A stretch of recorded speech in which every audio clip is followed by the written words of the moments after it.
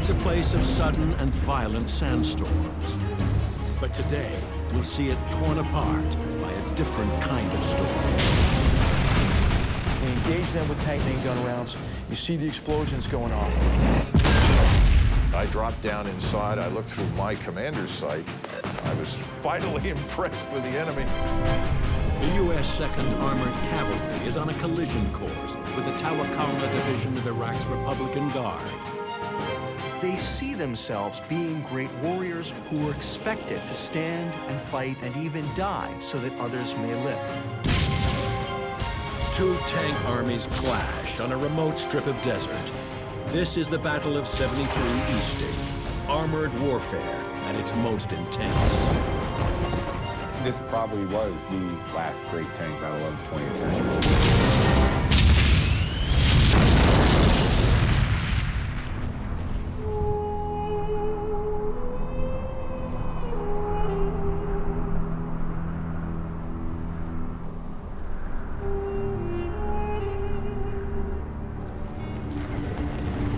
February 24th, 1991. American tanks roll across the Saudi Arabian desert toward the Iraq border.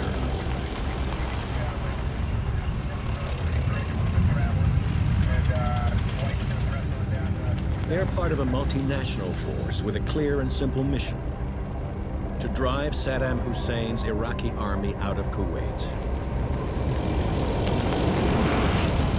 Of the Iran-Iraq War, Saddam has two problems. He has a great big military with nothing really for it to do.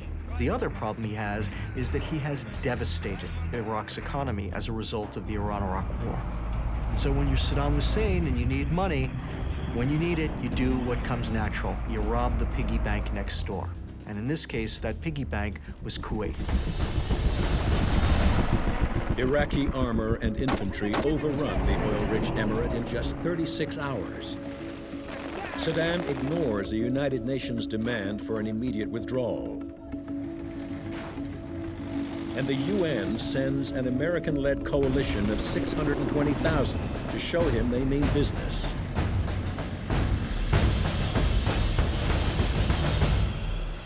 Saddam realized that he was in a bit over his head, but in Saddam's mind, the great weakness of the United States was their inability to take casualties. He assumed that it would be very much like the Iran-Iraq War. It would be a slugging fest between these two sides, and that in the end, the Americans would cry uncle first. And so the strategy that Saddam lays out is designed to cause the most casualties to the United States while absorbing the least damage to his own forces. He dug in the biggest share of the Iraqi army, 51 of 66 divisions, and he dug them in deep. Saddam deploys 16 infantry divisions and 2 armored corps along the Saudi border to absorb the brunt of the coalition attack. He holds his best fighters in reserve.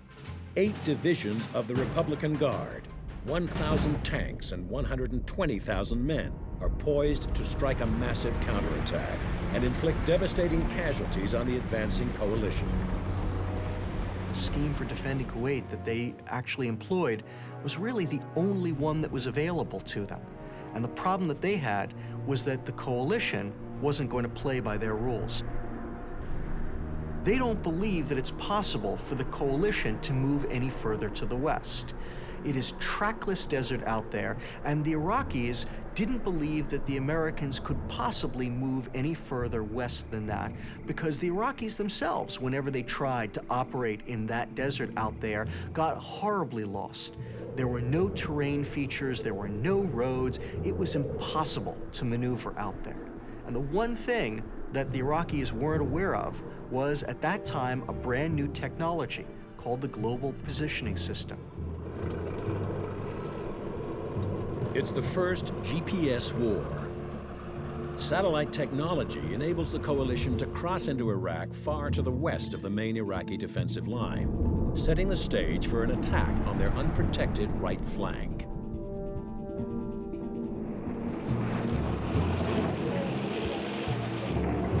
At 1300 hours, the U.S. 7th Corps breaches the sand berm, marking the border between Iraq and Saudi Arabia. We had a PSYOPs platoon with us with these 25,000-watt speakers on top of Humvees. They were there to broadcast surrender appeals, but I had them play Ride of the Valkyries as we were crossing over the berm into Iraq.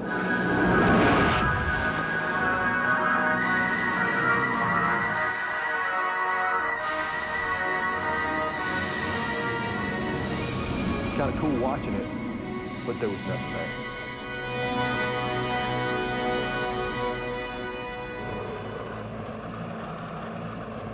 Our unit was moving to the north and to the east, and really not hitting a whole lot. I mean, yeah, we did. We had some reconnaissance units we ran into, but after a couple of shots at us, they would give up. You had an Iraqi military that were desperately unhappy and really just wanted to go home. These were not Iraq's first-rate troops. They were mostly Shia conscripts who had been conscripted during the Iran-Iraq War and been kept in the army ever since. They were desperate to get out of the army, and massive U.S. formations would run into these tiny little Iraqi units. These forces would fire at you. You would quickly overwhelm them, and then you would see the white flags come out and you would take large numbers of prisoners. This is what the main coalition armored force encountered on the first day of its climactic swing around the right flank of the Iraqi army.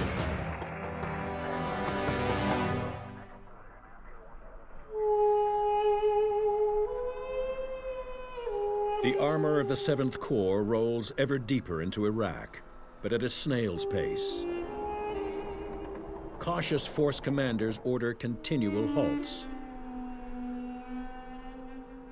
And what they basically did was said, you know what, if we're going to go due east, we're just going to use the eastings, all the north-south grid lines, as our methods to control your rate of advance. It was almost like we were crawling. It was not a fast lightning strike. It was very slow. Okay, we'd move a few clicks and then stop us. I mean, a 50-ton vehicle, all this ammunition. I can drive 40-something, 50-something miles an hour, and you're telling me to stop? You know, the enemy's that way. I need to keep going. There was no one forward to see anything, to make a personal evaluation. There were no Patton, Rommel, Guderian types who were pulling up next to my tank saying, well, there, Major, what do you think? By the end of the second day, the initial surprise and strategic advantage of the flanking maneuver is lost. And the Iraqis realize that the U.S. 7th Corps is about to cut off and surround their forces in Kuwait. It's at that moment that Iraq's general staff actually demonstrates some degree of real competence. They recognize what's going on, and what's more, they realize from the ease with which American formations have been destroying Iraqi formations throughout the theater, that if they are going to stop the American 7th Corps, they're not going to be able to throw some ash and trash, some weak formations in front of it and allow their better units to escape. Instead, they're going to have to put their best formations in front of those American divisions. The Iraqis make their stand on a defensive line stretching 90 kilometers along the northwestern border of Kuwait. 2 infantry and 2 armored divisions of the Republican Guard will defend the northern half of the line. In the south and directly in the path of the advancing Americans are the cream of Saddam's armored forces. The southern half of the Iraqi Republican Guard line is handled by the Tawakkalna ala Allah division, which means in Arabic, in God we trust. And they see themselves as being great warriors who defended their nation for 8 years and ultimately defeated Iran, the Persian menace. And they saw themselves as Republican Guards as being the best of the best, Iraq's elite, professional warriors, not conscripts, who were expected to stand and fight and even die so that others may live.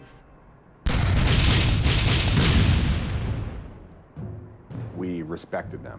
We knew that they were capable of some serious destruction, and we knew there were a lot of them. They got tons and tons of equipment. We respected that. We were real worried about their armored vehicles. And of course, our biggest fear was the T-72 tank.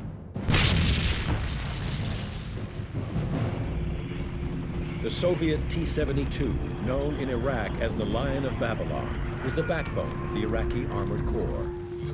Its 125mm main gun can destroy targets over 1,800 meters away. It's a 41-ton monster, plated with armor that is in places 300 millimeters thick. Still, it can reach a speed of 60 kilometers per hour. This makes the T-72 one of the fastest and most lethal heavy tanks in the world.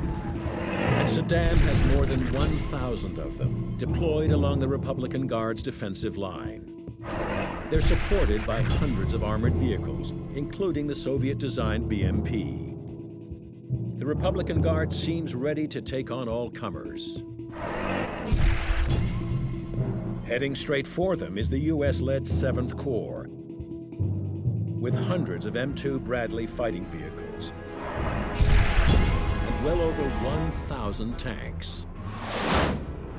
The most powerful of these is the M1A1 Abrams main battle tank.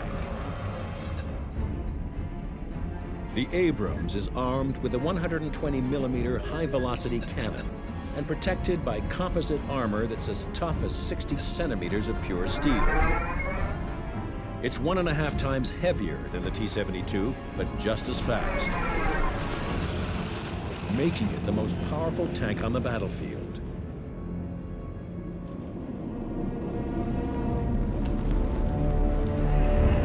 By the end of the day, on February 25th, these two armored forces are only 14 kilometers apart.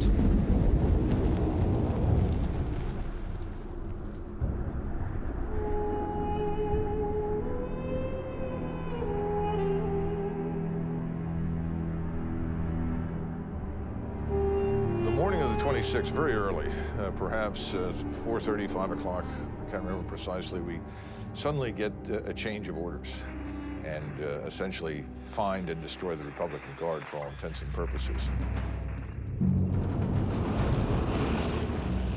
It got to the point, sort of late morning, early afternoon, where you couldn't see more than perhaps 20, 30 yards. All of a sudden, we're about to go into combat against the one real enemy that we had practiced to defeat, and suddenly our visibility is terrible. But the Abrams is up to the job. It has a thermal imaging system that can identify the heat signatures of potential targets, even in the worst conditions. So we're moving in this very limited visibility. And we begin to identify some hot spots. As McMaster's platoon approaches 73 Easting, a line of longitude on the map, he encounters a Tawakalna Division forward outpost. It's manned by infantry with anti-tank guns and rocket-propelled grenades.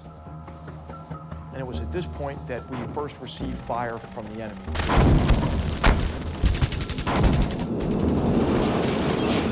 What we had to realize is we were paralleling a road that ran due east right into the enemy's position. The Battle of 73 Easting, the last great tank battle of the 20th century, is about to begin. February 26, 1991. It's been 2 days since the U.S.-led international coalition invades southern Iraq in an attempt to outflank Iraqi forces and drive them out of nearby Kuwait. In response, the Iraqis establish a defensive screen, deploying 5 divisions of Saddam Hussein's elite Republican Guard, including the fully mechanized Tawakalna Division.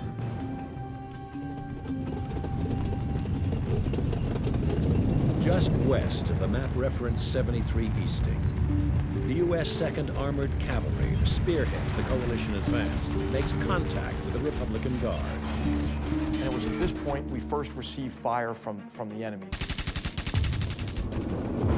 I then pull up our 9 tanks online, all of us oriented on this village, I give this troop fire command. Village, direct front, frontal, 1 round heat, at my command, ready report, which means everybody load a heat round, look at that village, pick out your aim points on the enemy positions, and when they're ready, we're gonna fire 9 simultaneous main gun rounds at the center. I fire 1 round before that to mark center with a tank heat round. Green says ready, white says ready. I say fire, 9 tank main gun rounds impact simultaneously.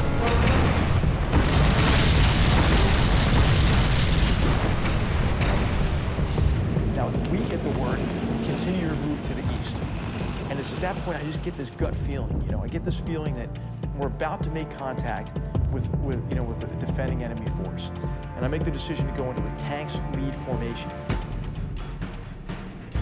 That means positioning the Abrams tanks in a rolling wedge with the more vulnerable Bradley fighting vehicles tucked in behind for protection.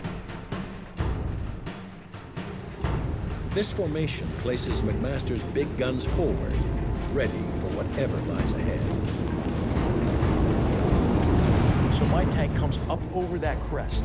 And again, remember, it's a sandstorm, right? You can't see very far, but it is if the sandstorm just lifted. I mean, as soon as we came over that ridge, it was some weird environmental factor, but it was like a curtain lifted.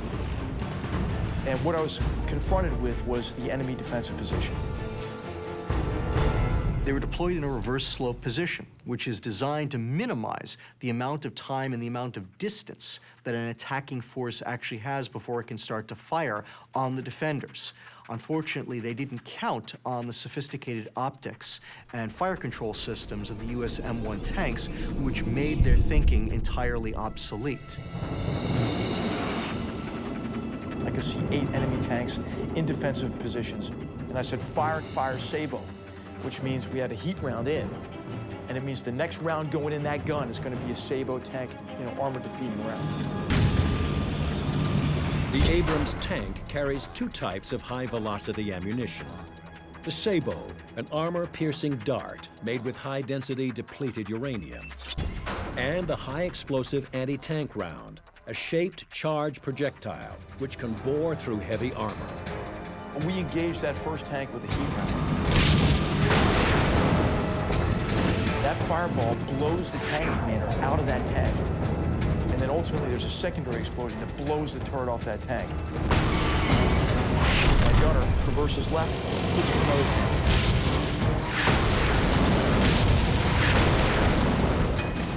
We're able to destroy 3 tanks as our tank hits the first leading edge of the minefield. I looked to the right, and I saw what looked like explosions to the left front of McMaster's tank. And I couldn't tell if these were mines or artillery fire again. And my gunner, Dewey Jones, pipes up and says, "Holy shit, look at this."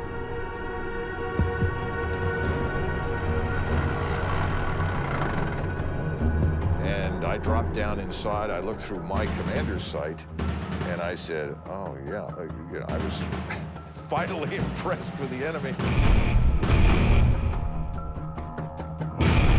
Here were, rows, literally 10, 15 tanks spread right across to the front, and you could see that these tank guns were moving.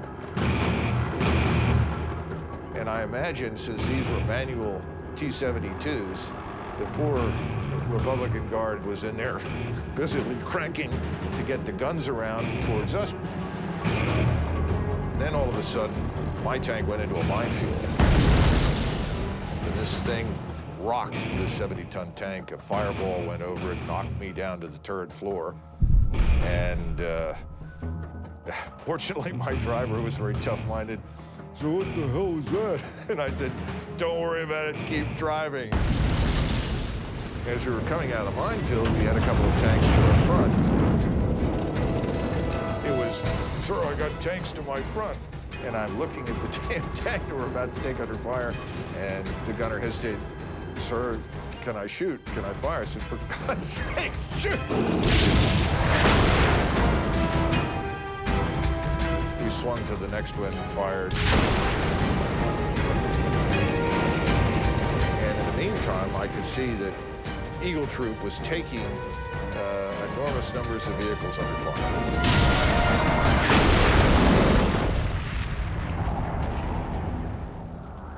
Initially, there was a great deal of disorientation on the Iraqi side because they just assumed that this couldn't be American tanks attacking them. It had to be aircraft. But even after they figured it out, they still had difficulty getting into their vehicle in time because they didn't realize how quickly the Americans were closing on them. American armored forces would charge, using speed to simply try to disorient the Iraqis, and it worked. The Iraqis could not imagine armored forces this big, this powerful, moving at them as fast as they were.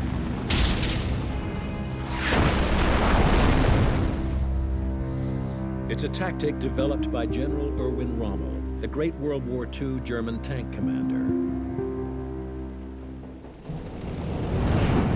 And the M1A1 Abrams is ideally suited for this kind of warfare. The gun stays right on target. It has a geostabilized system, and I mean, you can be moving out at 40, 50 kilometers an hour, going over bumps and firing.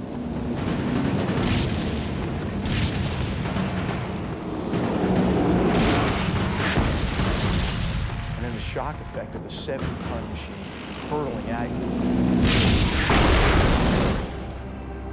I think this is the blow from which the enemy could never really recover.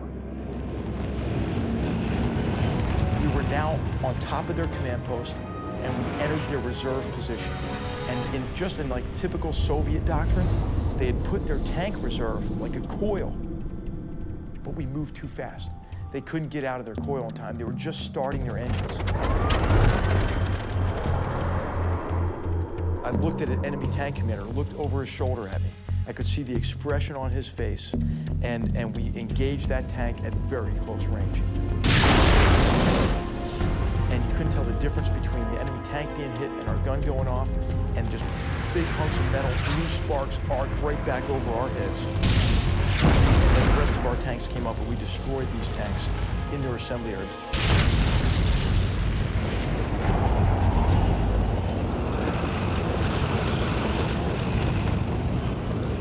Iraqis, had set up a pretty sound defense. I mean, it was a reverse slope defense. It had a reserve, it had a counterattack plan, it had a minefield to disrupt our movement, but the fatal flaw was that we gained surprise over them. Despite the Iraqis' best efforts, Eagle Troop overwhelms the position, killing hundreds of Iraqis and destroying more than 50 tanks and armored vehicles. It's the opening round in a furious tank battle that will soon be fought across a much larger front. 8 kilometers to the north, the 2nd Armored Cavalry's Ghost Troop slowly makes its way through the blinding sandstorm.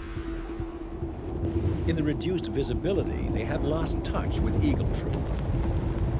Ghost Troop's commander sends 2 lightly armored Bradley reconnaissance vehicles to re-establish contact.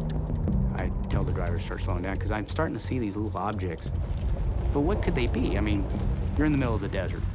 So I'm immediately thinking, well, they're vehicles. But my number one concern, of course, is I'm going to go link up with Eagle. Maybe that's Eagle, maybe that's not. And I see all these people emerging out of nowhere, out of the ground. And then you see like this diesel plume, and then immediately followed by this behemoth, giant T-72 tank backing up out of a hole. That must be enemy. Now I'm seeing a lot of activity. Turrets start moving, and I'm like, oh, where is Eagle Troop?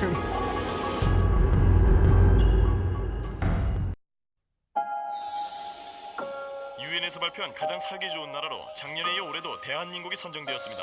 정치 부분과 교육 부분을 포함한 드디어 일본 황실에서 우리 정부의 공식적인 사과문을 발표하였습니다.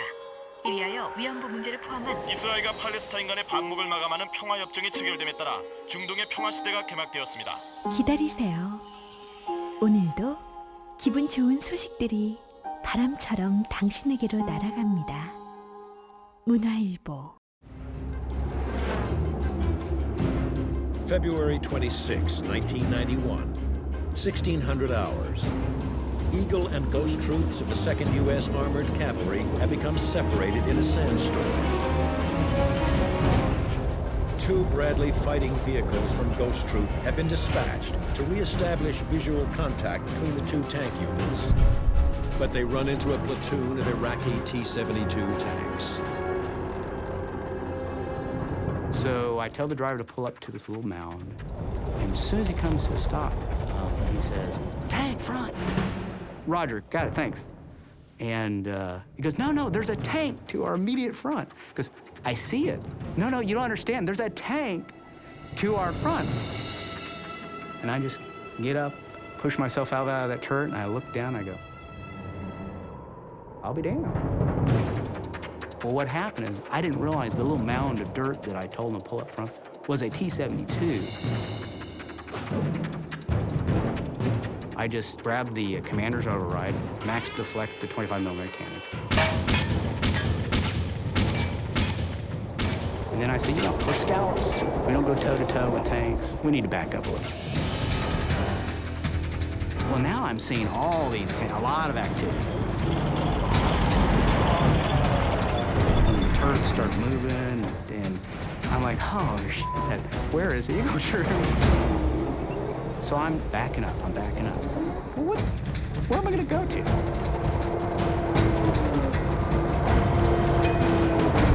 Okay, Sergeant Wonder, raise the missile. So I lay him onto this T-72 that's showing me this beautiful right profile. Sergeant Wonder, gunner, missile tank is right to our front. And I can't identify, this could be Eagle Troop. And I'm just like, how could you miss? It's bigger than a barn door. What do you mean you can't see this? So I said, go clear channel. He goes, flips over, takes it off thermals. Identified T-72 tank. I said, fire. The TOW missile is the Bradley's most powerful and accurate weapon. It's guided by wires, enabling the gunner to steer it to the target, even at ranges of up to 3,000 meters. Now I realize there's like 8 of them, all in this immediate vicinity. At this time, I'm thinking, okay, these guys all know that I'm here, and they're probably a little pissed off about it. So I go gunner, missile tank, he is identified, and I say, fire. I see this missile come out from the launcher, go just past my gun tube, fall to the desert floor. And I'm like, misfire. And at that time, my wingman opens up a missile, blows the heck out of this thing that was turning its turret on me.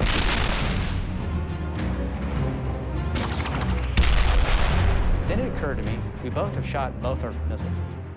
And we both have to our front at least 8 T-72 tanks. Meriwether says, hey, I need to do a reload drill. So I said, roger that, we got you covered. And I told Sergeant Wonder, all right, whatever we do, we're gonna keep firing and firing until we can't fire no more. And he starts firing 25mm cannon into this thing. And it's bouncing off the turret. I had my gunner, he's like, sir, it's bouncing off. We're just pissing it off. And my intent was, look, better us than my wingman who's standing there, basically naked. I'm thinking, well, I wonder how long it's gonna take that gunner and commander to shoot me while I'm sitting there pinking it with a 25mm cannon.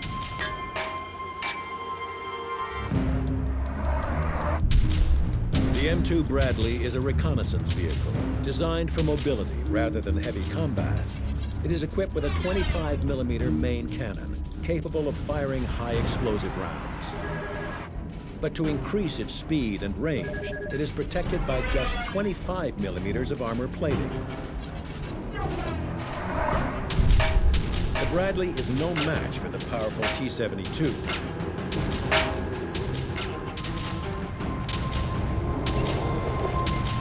Then at that time, my wingman reported up almost instantaneously, he serviced that tank with a missile. Probably saved my life.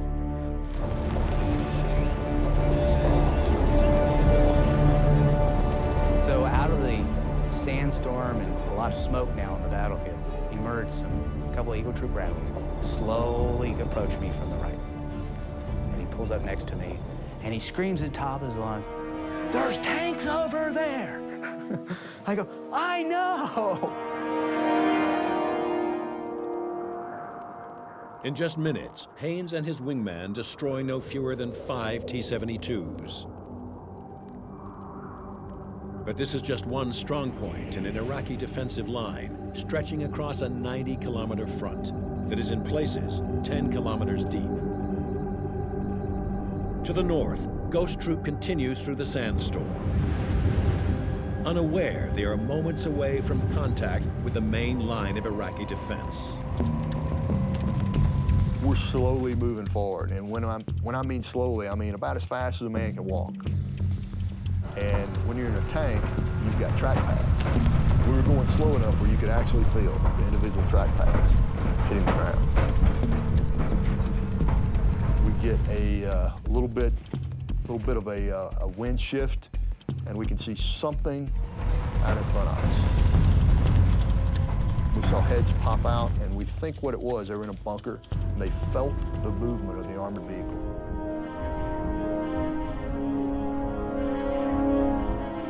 The bunker is barely recognizable because it's cold. But when the bodies come out of it, they're white hot. They're glowing hot. They're so white on your background. And so they're running from one bump to another. But I can figure out if they're coming out of something, running to something, that's probably a vehicle. When the telecall soldiers finally figure out that there is a major attack on them, they leap to their tanks, they get in their tanks and their armored fighting vehicles, and they fight back as best they can. The problem that they have to begin with is that the Americans are shooting at them at ranges at which they can't possibly fire back. I told the gunner to shoot the vehicle. Immediately followed just a second or so later by a heat round from Ghost 6.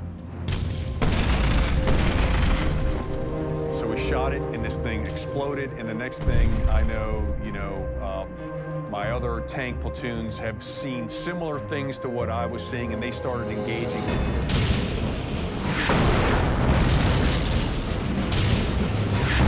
Now you've got the dark, oily, black smoke mixed in from the vehicle that's just destroyed that is hot. You can see people and things moving behind it. So I called my troop commander and told him, "Hey, sir, there's something past that smoke. That wasn't a single vehicle. I want permission to move up and poke my nose through the smoke." I said, yeah, okay, Roger, makes sense. So these 4 tanks of Andes just disappear through the black smoke. And then it is just absolute Armageddon. I can see rounds being fired, I don't know whether it's friendly, I don't know whether, they're being attacked. And I'm trying to raise Andy on the net. And, as I'm watching this, it's like, okay, Captain, what are you going to do now?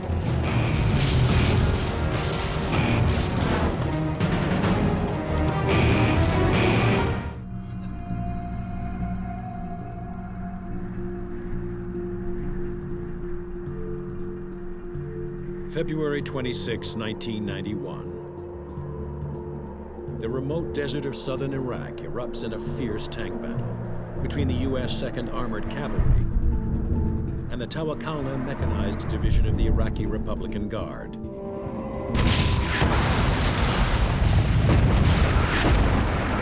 Captain H.R. McMaster and the men of Eagle Troop have destroyed an entire company of Iraqi T-72 tanks.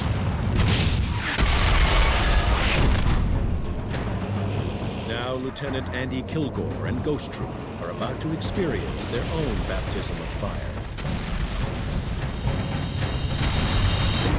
At that time, 7th Corps was 4 M1 Abrams tanks. There was 110,000 soldiers behind me. There was nobody in front of me.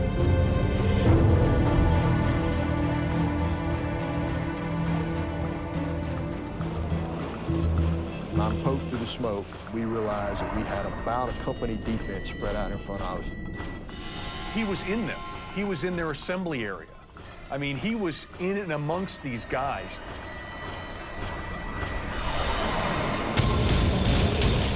I mean, he basically, it's like, you know, he opened the front door and just started shooting.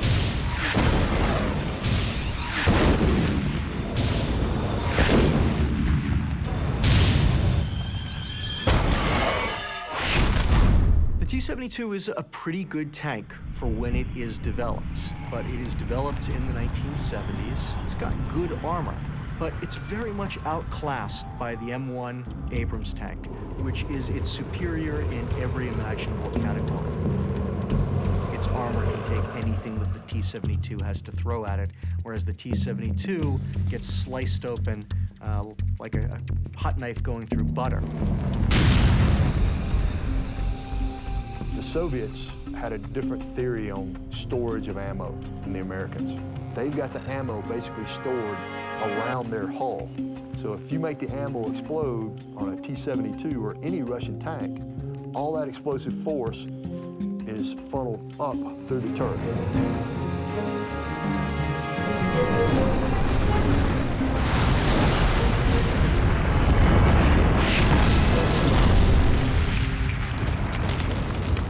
Ghost Troop fires repeatedly until the Iraqi tank company is all but destroyed. But the men of the Tawakalna division won't give up. They saw themselves as being the best of the best, Iraq's elite. They manned their positions, they manned their vehicles, they fought back hard, they didn't surrender, and they died fighting. In many cases, the Americans had to kill every single member in an Iraqi squad or a platoon to get these guys to stop fighting. And I'm looking over, and I can see past my wingman to my platoon sergeant. And I see an Iraqi jump up in front of him with an RPG. Iraqi is probably 50 meters in front of the tank. He slewed the gun onto the target. The gunner, very excited to see a guy pointing an RPG straight at him. Instead of flipping the coax, he just pulls the trigger. And he hit him what looked to me about center mass with a heat round. 120 millimeter projectile, about like that, in the center of the guy's chest. It looked like he imploded. The guy's body's just picked up and thrown away like a leaf. In just a few minutes, Lieutenant Kilgore's platoon kills dozens of Iraqis and destroys 4 tanks and 9 armored vehicles. When I finally destroyed all the vehicles that we could see, I got back up on the troop net, called in a spot report to the troop commander, who was not very happy with Lieutenant Kilgore at that time, since I had been engaged with him for a few minutes and not reporting. I said, you ever pull any stuff like that? I'll put a bullet in you myself. But as it turned out, in hindsight, that was the absolute right thing to do, move forward that smoke, because basically he took the initiative away from the enemy. Despite heavy losses, the Iraqis won't quit and launch a counterattack in an attempt to halt Ghost Troop's advance.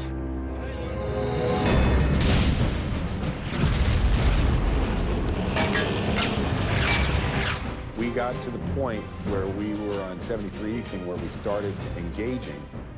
We're moving, and I'm so intent on what's going on. I'm in the moment, and all of a sudden, I get thrown to the ground. I get thrown to the turret of my vehicle, and I'm like, what the hell just happened? And I look up at my gunner, and he's yelling at me, and I can't hear him because I have the headset on. And I finally get him on the intercom. Why did you do that? And he says, sir, there are artillery rounds landing right next to our vehicle, and you didn't even notice it. You were sticking your head all the way out of the vehicle. He said, you didn't see those rounds? I said, I had no idea that was happening. Because I was so focused on what was happening on the radio, what was going on with all the other units. That's how intense it is. You're just go, go, go.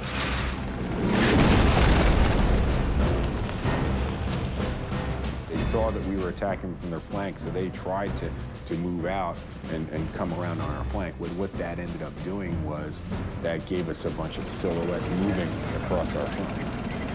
And the crazy thing is that when we go to gunnery, we practice with moving targets to look just like that.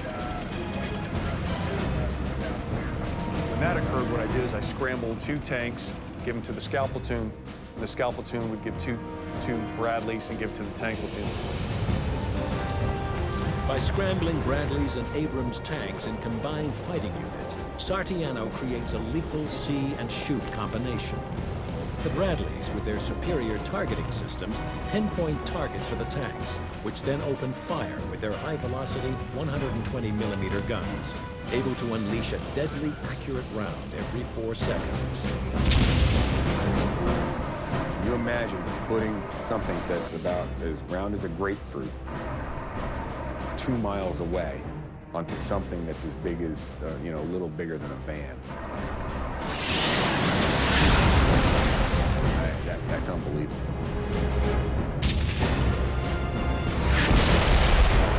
We had tanks shooting over 2 miles and getting hits. It was absolutely amazing.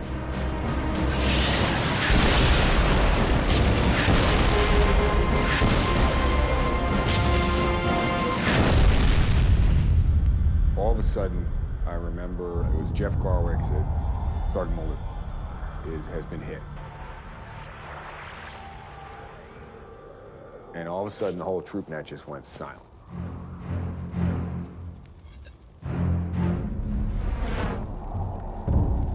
February 26, 1991. The U.S. 2nd Armored Cavalry's Eagle and Ghost troops have dealt a crushing blow to the Tawakkalna Mechanized Division.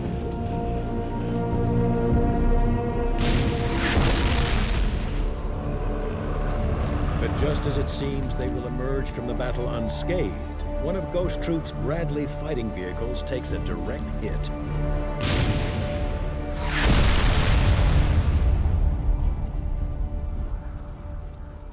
And we notice at 1-6, which is on the extreme right of the scout platoon to our left, he's pulled up on just a little bit of a rise. He was probably hit by one of the vehicles that we had shot. So I don't think there was anything left out there unengaged. So I'm probably willing to bet that that BMP had been shot with a sabot round, abandoned, because it didn't explode and burn, people got back in it. The BMP is a lightly armored fighting vehicle like the Bradley.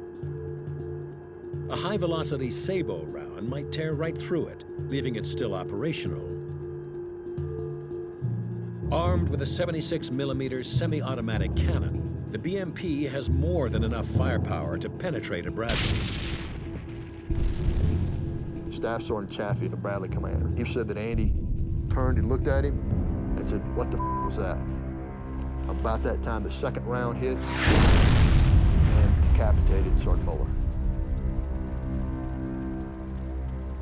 Really hurt morale of the troop to know that Sergeant Muller had died. The whole troop was able to basically rally around the situation. One of our guys just got hit, but I got a job to do. This fight is not over. You're in the middle of it. You can't worry about this guy. You got to keep going.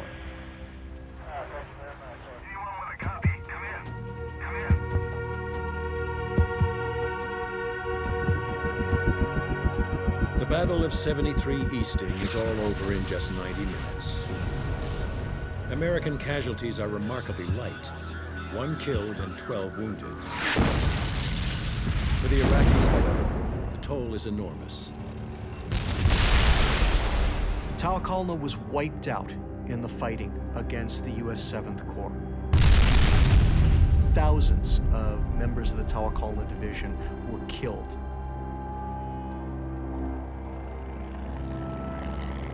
They started out the battle with about 200 tanks, and barely 24 were able to pull back off of it later on. After the attack, we ran out and then captured some additional enemy prisoners. We put them in the back of our squadron tactical command post, Bradley. And as they closed the turret shield door, there was a picture of Erwin Rommel, who, you know, we had admired and sort of patterned ourselves after in terms of his tactics. So this brigade commander says in perfect English, you know, why do you have a picture of your World War II adversary in your Bradley? And one of our privates in the back of the Bradley said, listen, why don't you just shut the hell up? If you'd read a little bit more about Rommel, you wouldn't be sitting in the back of my track. The reason for not only the American victory, but also the overwhelming nature of that victory lay in the fact that the United States held pretty much every single advantage over Iraq that you could imagine.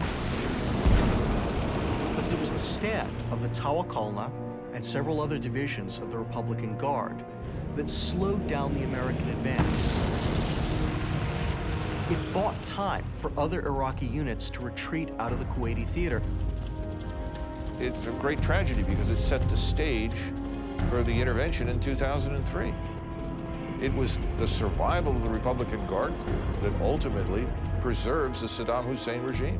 He might have fallen right then and there in 1991 and saved the Iraqis and the United States and the entire Middle East another bloody war.